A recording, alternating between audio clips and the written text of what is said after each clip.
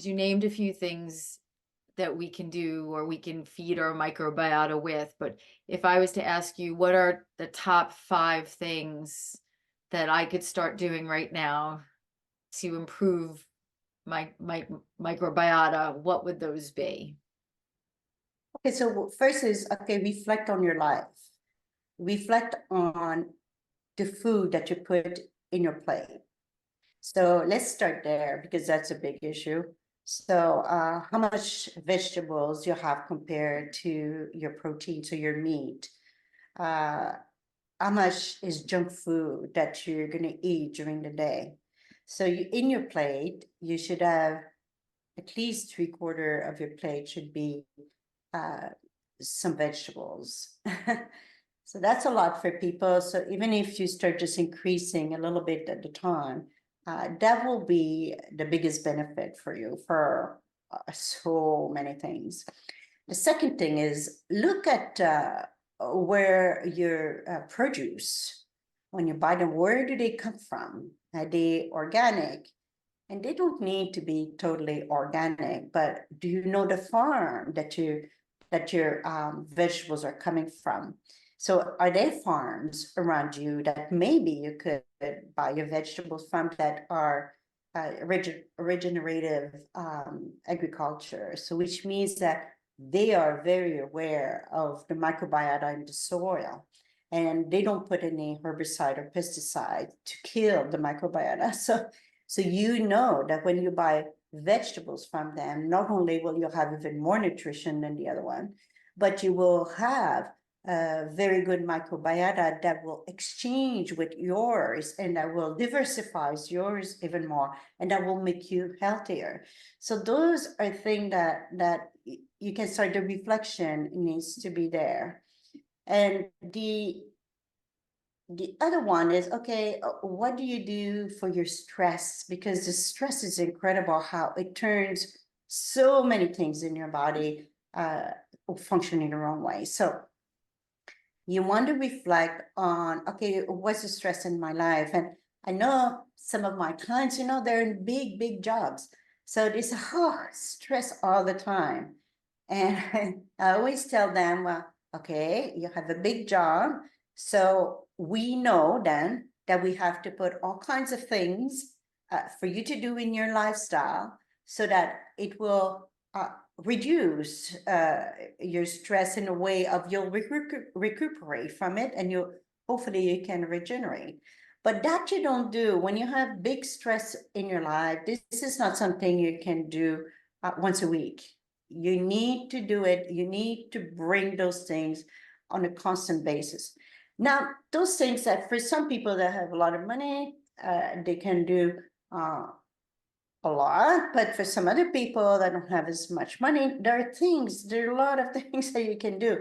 The vegetables that I buy from my farmer are not more expensive than the organic vegetables that I buy actually in the store. So you can do that, and you might not buy organic vegetables, but there are farmers in the market here that are not organic because it costs a lot of money for them to have that designation. And but they are farming properly. So you can talk to your farmer and see, how you're concerned about your microbiota. Do they know what is that, the microbiota in the soil? So you can do that. And that would be a very, very good thing, because you bring more awareness to the problem and to what can be.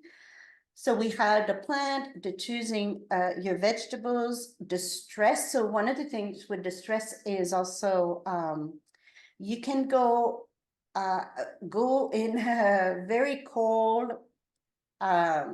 So some people, they take ice bath. Some of the ice bath actually will, if you do some of that cold therapy, will help you, but you don't need to have an ice bath. You can have, you have a shower, and at the end of your shower, you turn the hot water off and stay there for a minute or so. So what's important when you do that is just to get your breathing going, calm down your breathing so you can calm down your stress.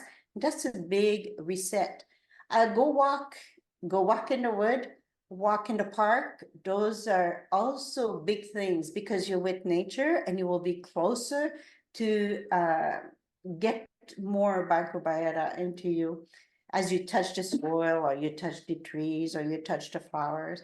So you will bring that more into you. So those are things that you can do for stress. The other thing is look at the toxicity and look at the toxicity even through your shampoo to to your cleaning products. I mean, there's a lot of information online for you to change that and what is toxicity in those things. So search, you can put toxicity and household items, and you'll have all kinds of stuff coming out telling you what that is. But the more you change that into your life, the better it's going to be for your microbiota, the better it's going to be for also your other system that because often that toxicity blocks receptors on the cells. So the receptors on the cells when something, so sometimes I describe receptors on the cells like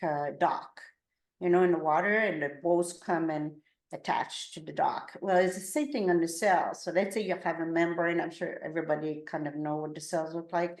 And from that membrane, you have little docking facility. And so let's say the cell says, oh, I need zinc. So it'll send a signal, and the zinc that passes through will attach to that and bring the zinc into the cell. Same thing with and yeah, with everything has to go through those things to get into the cell, or most of them anyhow. So and then so that's it. So the toxicity will hook into those dots, and that's it. It won't move from there. So what happens is the zinc will come by and say, "Ooh, this is where I'm supposed to be parked, and there's no place." So, oh, okay, then it passed by, and you don't get the nutrition inside the cells that you need. So what will happen if you don't get the nutrition inside the cells that you need?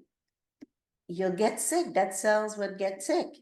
And hopefully, if it gets sick, it will kill itself, but sometimes it doesn't. Sometimes it switches that killing thing that we have in the cells when it's sick, and then it can be transformed into a cancer cell. So you can just see how it just goes on and on and on.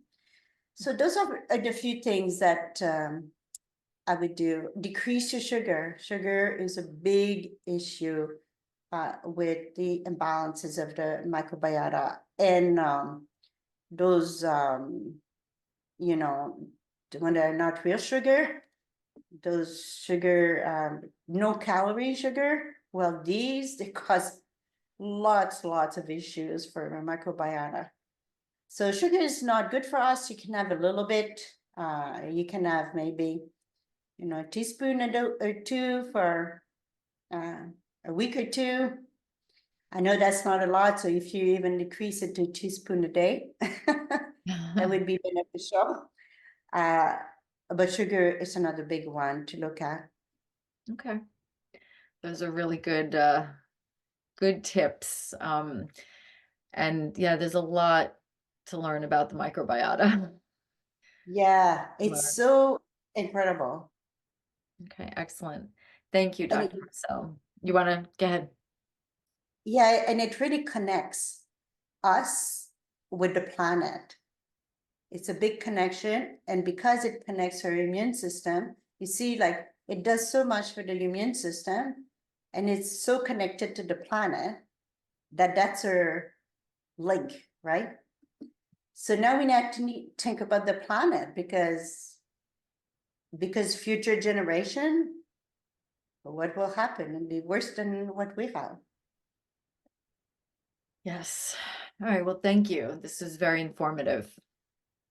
You're welcome. My pleasure.